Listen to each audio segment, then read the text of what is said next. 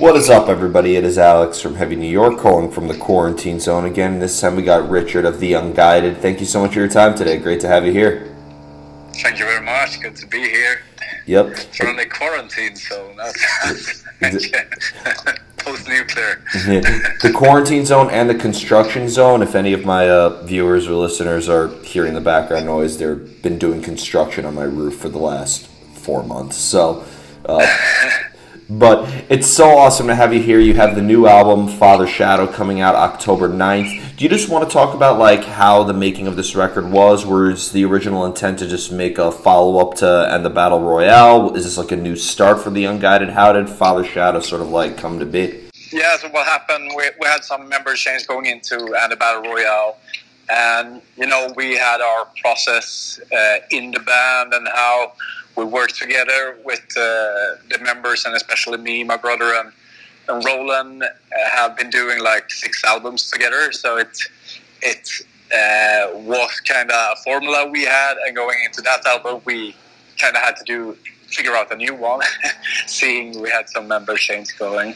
So I like End Battle Royale and how it came out, but I think it also was a bit of trial and error in how we were setting up the new processes and how we're supposed to work together going forward. And that was something that later on when we started to think about the upcoming release, being Father Shadow, we kind of just like had those processes and writing structures nailed down and tried to work them out to perfection for this album.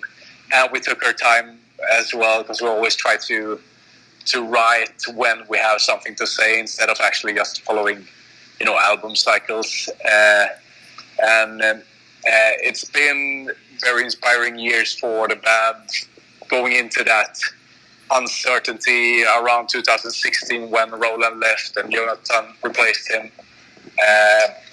and then having a lot of, like, the band have been more busy than it's ever been during those 10 years, during 16, 17, 18, and 19. I think that was very inspiring for us in the band, and the core of it now, that's like the 4 of us, and it really brought us together in a really cool way during that time.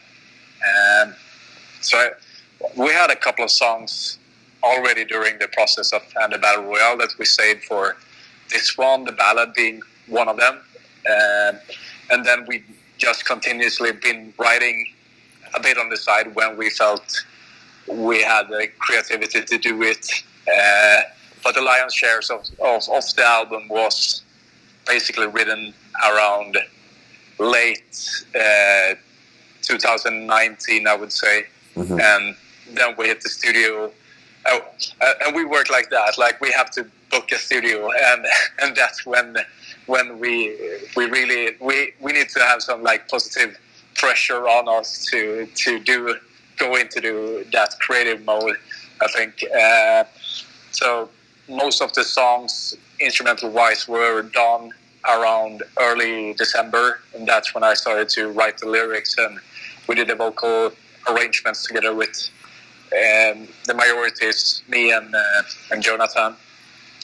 And then some Christmas, New Year's Eve celebration, and straight into the studio for a month, basically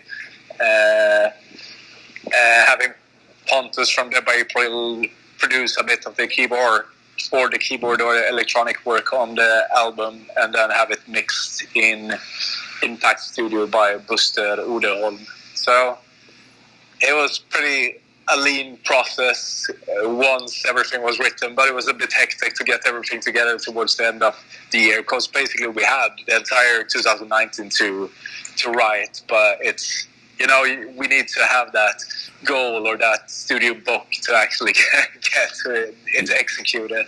Yeah. So that's just how we work.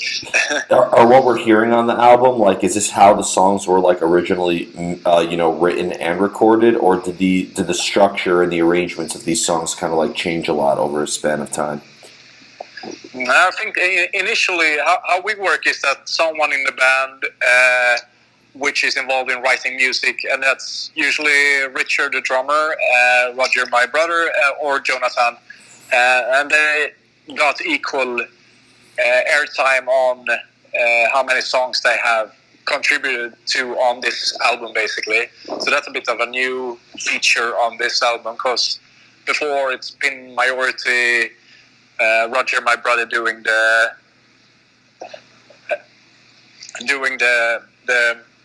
music work for both, like the old band Sonic Syndicate and the three first albums of the band. So there's a process where someone comes up with the core of the music or the basics of the instrumentals, and then we attack it together and rearrange and structure it up with everyone's experience. And I think also they have a bit of different style when it comes to writing music, the three of them. So it's got a bit of better range on this album than previously. And it's pretty smart going into the album. The first 3 tracks is actually, like, the first track is Jonathan origin song, and the next one is Richard, and the third one is a Roger song. So, like, you get the entire range over those 3 couple of first songs on the album. So would a listener be able to tell who wrote who if they got to know you guys then? I think they can pick it up if we would say, like, because they have a pretty distinct style, all 3 of them. Jonathan writes this really hard stuff, which is, like, pretty technical and more, maybe not death metal, but it's the more technical and harder and faster stuff, while Richard have a more rockier vibe to his stuff, like Never Yield, and more heavier stuff like Crampon Syndrome. That's his songs. So he nailed the 2 singles there. Fantastic work. And then my brother have his formula, which is basically what he did in Sonic Syndicate and been doing in The Unguided since the debut album Hellfrost. Mm-hmm. So they have their distinct songwriting style, and then towards the end of the production, everything sounds like us, of course, but it got a bit of wider range on this one than previously.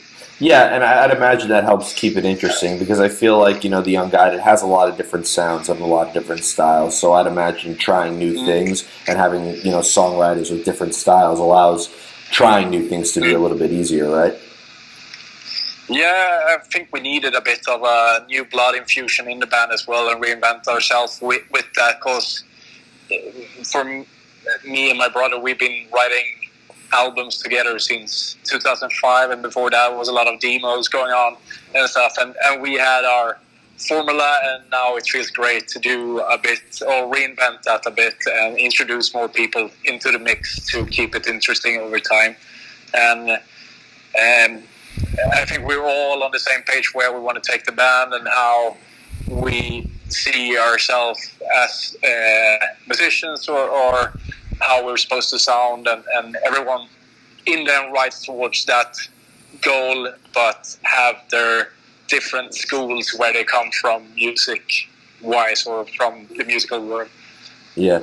Well, when you look at the entirety of the Unguided catalog, when you go to Hellfrost, to Fragile Immortality, to Lust and Loathing, and so on and so forth, is it almost like a representative of who you and your brother and the rest of the band are at that particular time? Do you almost like look at these albums as like a self-portrait in a way?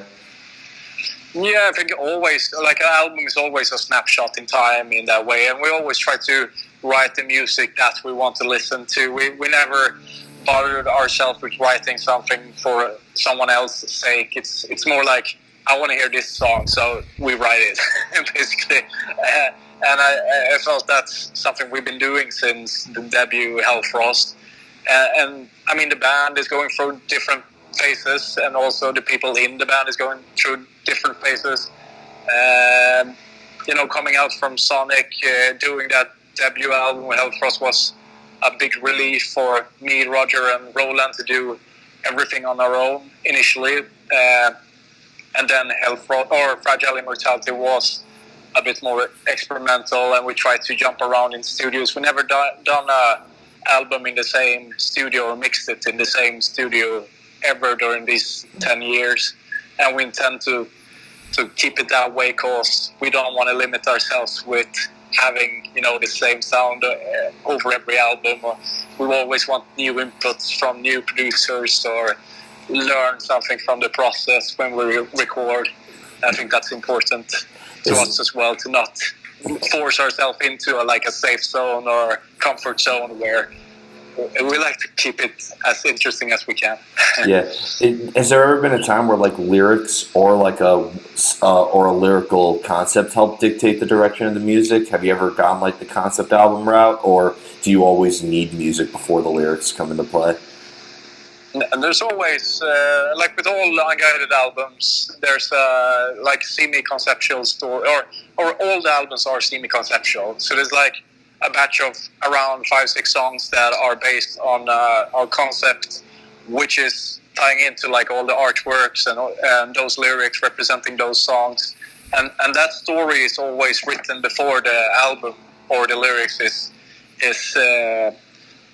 even thought about, basically.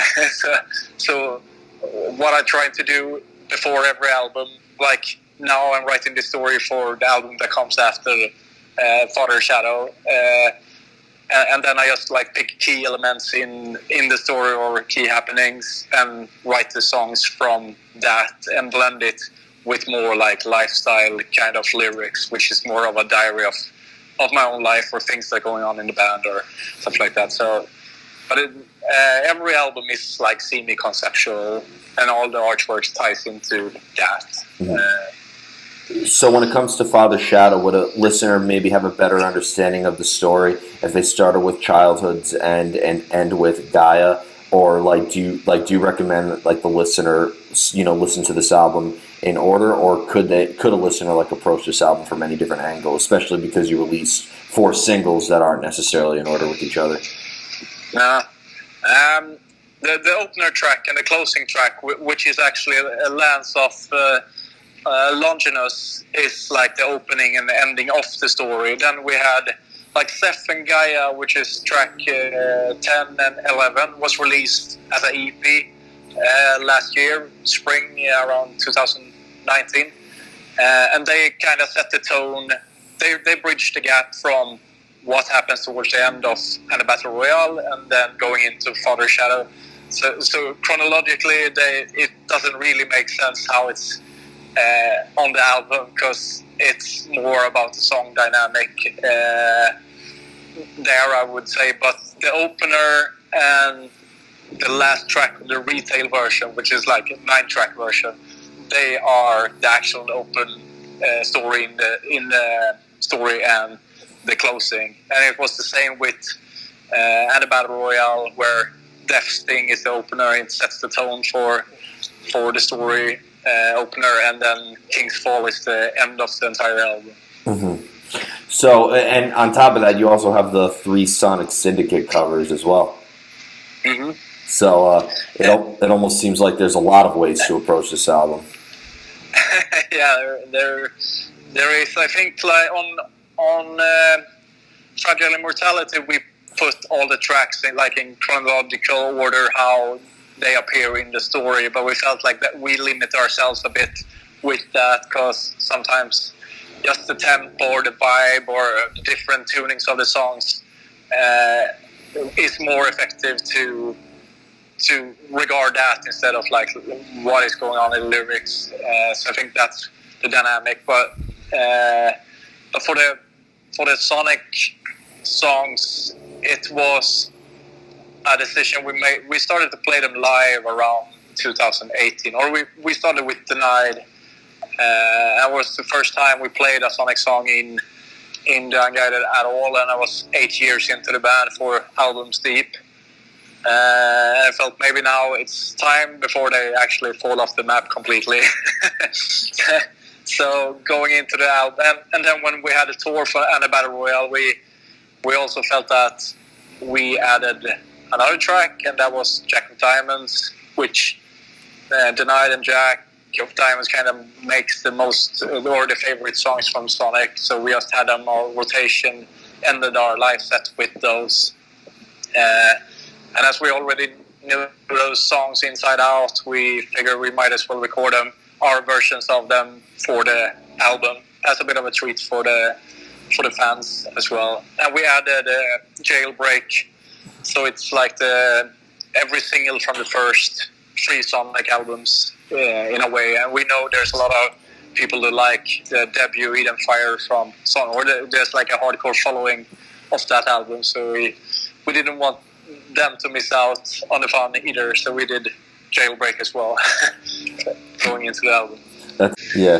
Did you like kind of go into the Unguided with maybe a different mindset or a different like creative process than with Sonic Syndicate in a way, or is there kind of like a usual songwriting process that applies to everything? For me, like lyric-wise and vocal-wise, I felt a bit limited in the concept of Sonic Syndicate because it was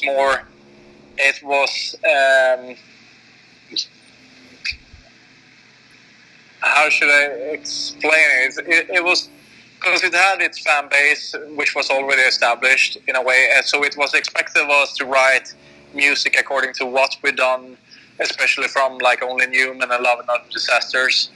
So I felt that was a bit limiting our or what we could do, what outputs we could do in that band. While in The Unguided, we could just go reinvent the entire scene and do whatever we wanted. And my brother and Roland, when we started in 2010, we love metal music, and that's what we want to be and what we want to stay as a band. But we also love big melodies and catchy and hooky stuff. And I wanted to write a bit more fictional stuff than I did in Sonic, which was more like teenage angst, which wasn't really representing my life at the moment either. So I felt the need to do a bit more of storytelling and tie it up, like do a bit of a universe around the whole band to access a bit more dimensions and depth than in an ordinary band as Sonic Syndicate. While in like, and that, like all those thought processes would have been going through labels, managements, or whatever to validate before we could execute them in Sonic. While in The Unguided, we could just do what the fuck we want, basically. So that's what we did. It's fair to say lyrically that you take inspiration from like multiple sources, right? Yeah, exactly. Like, is there like a lot of research that kind of goes involved into incorporating lyrics, or is it all coming from like within? Yeah, no, I would say it's one hell of a job and a burden in a way as well, because it's starting to get pretty complex with the story. It's around 15,000 words every story nowadays, and we released, because the 3 first albums is like one story. We call them cantos, and it's like canto 1, 2, and 3 is released, and now I'm working on canto 4 for the upcoming album, and it's around 15,000 letters, so it's a pretty vast story at this point. And there's a lot of like integrity checks and read up to do before going into the next lyrics to not get any or confusion or whatever. So it's instead of just putting out random songs, you're adding like a hard mode level on writing songs if you want to be in line with what you created previously. So of course we have those a bit more down to earth lifestyle lyrics as well, but it's a big portion of them are conceptual, and they take a lot of work, which is nothing that was like in Sonic Syndicate. It's just something. It takes time, but it's like having that output or having that red thread going through all your material, all your artworks. Like there's like a universe around the whole band is a fun aspect and does it a bit more unique than what we had previously. So Awesome. a lot of effort, but it's fun. There you go. So before we go, I want to thank you so much for your time today. Really enjoyed this discussion. Just obviously, shows aren't happening at the moment, but I'd imagine that when the pandemic ends and everything like that, we'll be seeing the Unguided on the road quite a bit. Is there a chance you could bring the Unguided to the States one day? I would love to come to the States with the Unguided, but it's hard because I think the best shots are like support tour for some other established band. I know we have a lot or we have fans in America, and I've seen like on our streams and stuff that like besides Germany, it's like America that's the biggest streaming country we have for us bands. So of course we want to support that with shows, but it's kind of hard if we don't get like you say festival bookings make sense, support shows make sense, but going over there to do like one-offs or a tour ourselves, I think that would be a bit hard. so we're waiting for the right opportunity, and we're very excited to do it in the band. It's just about the right offer, basically. I got you. Well, we're definitely waiting for it to happen, hopefully sooner than later. But thank you very much. Thank you so much, Richard. Everybody, we are here with Richard of The Unguided, Father Shadow, coming out via Napalm Records, October 9th. Be sure to pick it up then. This is Alex from Heavy New York. We will see you next time.